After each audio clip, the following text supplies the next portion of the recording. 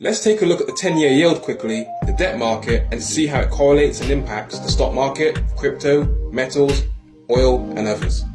The S&P 500, cryptocurrency market, and precious metals have been in a serious downtrend since the start of 2022.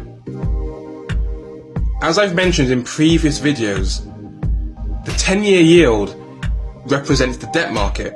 The debt market has a direct correlation with the stock market, crypto, and even precious metals as well, such as other commodities. However, since the start of 2022, we've begun to see an instability in the debt market. With instability in the debt market, the global economy, especially the stock markets across the world, are now incredibly worried, spooked, and now beginning to retrace. The debt market fuels the everything bubble, making the stock market an unofficial derivative of the debt market. This makes indices such as the S&P 500, Nasdaq, FTSE 100 unofficial derivatives of the debt market, aka the 10-year yield. So how does it work? Uncontrolled spikes in the 10-year yield mean an outflow of capital from the debt market. Where does that capital go?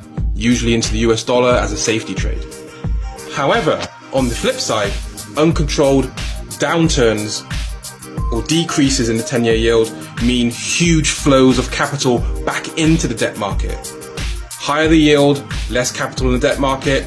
Lower the yield, more capital in the debt market.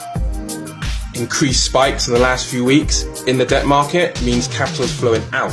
Where is that capital flow? Straight into the US dollar, making the dollar relatively stronger. So this capital is flowing out of the stock market, into the dollar, out of the debt market, into the dollar as a fear trade. Remember, long-term, fiat currencies will only lose you your purchasing power long-term. Despite the dollar still being ravaged by inflation and not a good long-term hold, as you can see here, as I mentioned earlier, crypto is down, commodities are down, stock market is down, the dollar in relative terms is up.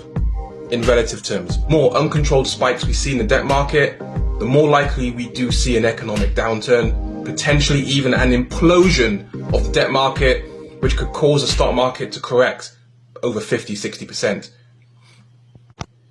This is definitely worth keeping an eye on. Remember, long-term, fiat currencies will only lose you your purchasing power long-term.